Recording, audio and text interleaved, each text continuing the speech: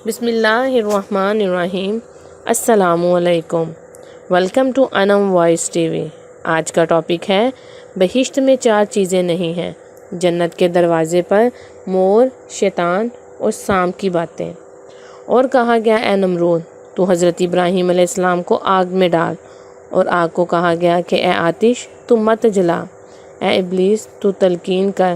پھر قضائے ارض کی حکم ہوا کہ مجھے اس میں کچھ تأمل ہے، مگر آتش کو ریحان میں بدل دوں تاکہ خلق میں میرا دوست پیدا ہو۔ اور کہا گیا اے مومنو، تم مسیحیت سے باز رہو، اور اے شیطان اس کو جلوہ دے۔ اور کہا اے دنیا، تو بندوں کے لیے شیری بن جا، اور بندوں کو کہا گیا اے بندو، تم دنیا سے دور رہو تاکہ جفا کو وفا سے تبدیل کر دوں اور میری رحمت و مغفرت میں زیادتی ہو۔ انصاف کے دن۔ اور کہتے ہیں کہ بہشت میں 4 چیزیں نہیں ہیں، بھوک، پیاس، سردی، دھوپ، جیسا کہ اللہ تعالیٰ نے فرمایا۔ ترجمہ: تجھ کو یہ ملا ہے کہ نہ بھوک ہو اس میں، نہ ننگا ہو، اور یہ کہ نہ پیاس ہو اس میں، اور نہ دھوپ کا صدمہ پاؤ۔ اور آدم علیہ السلام، ہوشیار رہو شیطان کے مکر و فریب سے کہ وہ تیرا دشمن صاف ہے، جیسا کہ اللہ تعالیٰ نے فرمایا۔ ترجمہ: پھر کہہ دیا ہم نے اے آدم، یہ دشمن ہے تیرا اور تیرے جوڑے کا، سو نکلوا نہ دے تم کو بہشت سے۔ آدم علیہ السلام نے جب دیکھا کہ بہشت کے سب دروازے مسدود ہیں، اور وہ اس چیز سے مطمئن ہوئے کہ شیطان دنیا میں ہے اور میں ہوں بہشت میں، اور مجھ سے اس کو کیا لاگ ہے جو مجھے بہشت کے اس درخت کا میوہ کھلا کر، جس کے پاس خدا نے مجھے جانے سے منع کیا ہے، گنہگار کرے گا اپنے مکر و فریب سے۔ اس میں بالکل بے پردہ ہوں۔ پس ایک روز ابلیس نے قصد کیا آدم علیہ السلام کے پاس بہشت میں جانے کا، اور وہ 3 اسم اعظم خداوند قدوس کے جانتا تھا۔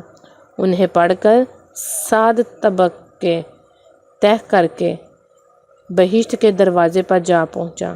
بہشت کے دروازے مسدود دیکھ کر تصور خیال کرتا ہے کہ کس ہیلے سے بہشت کے اندر جانا چاہیے۔ ایک طاؤس یعنی مور کنگرے پر بہشت کے بیٹھا ہوا تھا۔ اس نے دیکھا کہ وہ اسم اعظم پڑھتا ہے۔ طاؤس نے پوچھا تو کون ہے؟ اس نے کہا میں ایک فرشتہ ہوں، فرشتوں میں خدا کے۔ طاؤس بولا تم کیوں بیٹھے ہو؟ شیطان نے کہا میں بہشت کو دیکھنا چاہتا ہوں اور اندر جانا چاہتا ہوں۔ طاؤس نے کہا مجھے اللہ کا حکم نہیں کہ کسی کو جنت میں لے جاؤں جب تک آدم علیہ السلام جنت میں ہے۔ شیطان بولا تو مجھے بہشت میں لے جا تو اس کے صلہ میں تجھے ایک ایسی دعا سکھاؤں گا، جو شخص اس دعا کو پڑھے گا اور اس پر عمل کرے تو اس کو 3 چیزیں حاصل ہوں گی۔ ایک تو وہ بوڑھا نہ ہوگا، دوسرا وہ مرے گا نہیں، تیسرا جنت میں ہمیشہ رہے گا۔